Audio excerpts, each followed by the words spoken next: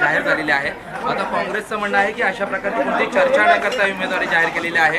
कदाचित उमेदवार जो आहे तो काँग्रेसही देऊ शकतो, कसं पाहता? महाविकास आघाडीचे उमेदवार म्हणून अंबादास दानवेंची उमेदवारी शिवसेनेचे पक्षप्रमुख माननीय उद्धवजी ठाकरे यांनी जाहीर केलेली आहे। या बाबतीत जर काय कोणाचं कम्युनिकेशन गॅप असेल किंवा कोणाला असं वाटत असेल तर मला नक्की खात्री आहे की आमचे वरिष्ठ नेते सगळ्यांना विश्वासात घेऊन त्यांच्याशी बोलूनच अशा प्रकारची उमेदवारी जाहीर झाली असेल।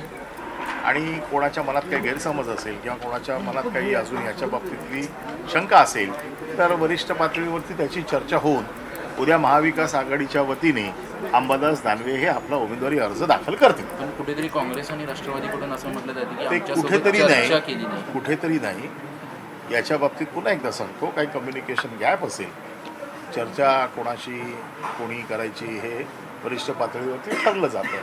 त्याच्यामुळे त्या पातळीवरती चर्चा झाली नाही झाली याच्या बाबतीत मी सांगू शकत नाही किंवा आम्ही सांगू शकत नाही, परंतु एवढं नक्की की महाविकास आघाडीचाच उमेदवार म्हणून अंबादास दानवे असतील। या बाबतीत काही कम्युनिकेशन गॅप असेल तर त्या बाबतीत त्याच्या योग्य ती काळजी हे वरिष्ठ नेते घेतील। कारण नसल्यामुळे महाविकास आघाडीतला अंतर्गत वाद पाहता भाजप अधिक उमेदवार देण्याची जोरदार चर्चा रंगली आहे। नाही, हे जर तरच भाजपने काय करायचं याच्या बाबतीत मी सांगू शकत नाही। मी माझ्या पक्षाच्या वतीने बोलू शकतो। मला एक गोष्ट नक्की माहिती आहे, माझ्या पक्षाचा उमेदवार हा महाविकास आघाडीचा उमेदवार आहे आणि त्यामुळे महाविकास आघाडीचा उमेदवार म्हणूनच ते भरतील। बाकी अन्य कोणी फॉर्म भरायचे की नाही भरायचे हा ज्याचा त्याचा प्रश्न आहे आणि महाविकास आघाडीचा एकच उमेदवार असेल।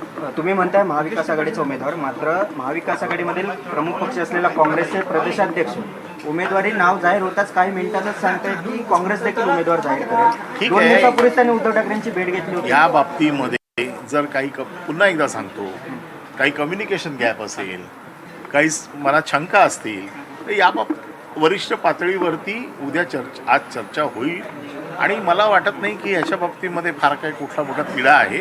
याच्या बाबतीत मी पुन्हा सांगतो की महाविकास आघाडीचा उमेदवार एकच असेल।